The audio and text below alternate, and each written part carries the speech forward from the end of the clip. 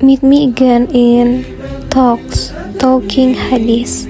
Hai guys, Assalamualaikum warahmatullahi wabarakatuh. Welcome back to Talks with me again. Oke teman-teman, di part ini kita akan membahas metode tarjih hadis gharib. Seperti apa sih metode tarjih itu dalam hadis gharib? Oke, first thing first, hadis gharib yaitu teman hadis yang memiliki karakteristik khusus yang hanya diriwayatkan oleh beberapa periwayat tertentu dan jalur periwayatannya itu terbatas. Jadi hadis gharib itu berbeda dengan hadis masyhur dan hadis mutawatir, yang mana hadis masyhur dan hadis mutawatir banyak memiliki jalur periwayatan, sedangkan hadis gharib dia memiliki batasan dalam jalur periwayatan dalam tingkatan sanadnya.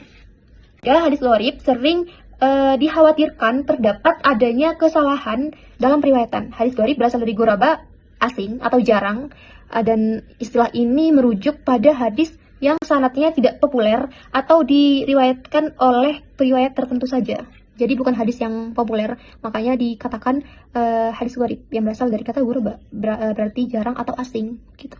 Jadi kalau menurut Ibnu Hajar al-Asqalani, hadis gharib ini hadis yang diriwayatkan oleh periwayat tunggal atau satu periwayat dalam tingkatan sanadnya, sehingga menyebabkan hadis tersebut tidak populer, menjadi asing, menjadi jarang digunakan karena rantai sanadnya yang begitu terbatas dalam setiap tingkatannya, yang hanya diriwayatkan oleh satu orang perawi saja. Begitu teman-teman. Makanya membutuhkan analisis yang lebih luas, yang lebih dalam untuk mengulik hadis ini. Apakah terdapat kecacatan? Apakah hadis ini sahih atau tidak? Apakah hadis ini dapat dijadikan hujjah atau tidak? Seperti itu.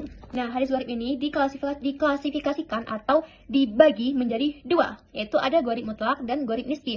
Nah, gharib mutlak ini hadis yang diriwayatkan oleh satu periwayat saja, benar-benar diriwayatkan oleh periwayat tunggal dari setiap tingkatan, baik dari sahabat, tabi'in, dan yang lainnya seperti itu. Sedangkan hadis gharib nisbi yaitu hadis yang diriwayatkan oleh satu orang perawi namun tidak dalam keseluruhan dari sahabat itu benar-benar satu, gak ada lagi, enggak. Ada yang meriwayatkan lagi, tidak benar-benar dalam keseluruhan itu hanya satu periwayat. Berarti bukan benar-benar tunggal periwayatnya gitu.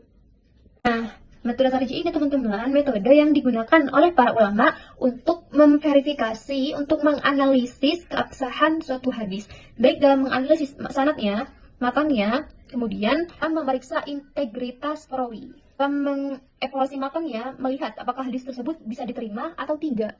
Oke teman-teman, mungkin hanya itu saja yang dapat kita bahas pada talk kali ini. Selanjutnya kita akan membahas hal yang lain lagi yang pastinya bisa lebih menarik, insya Allah. Baik. Assalamualaikum warahmatullahi wabarakatuh. Mohon maaf bila ada kesalahan.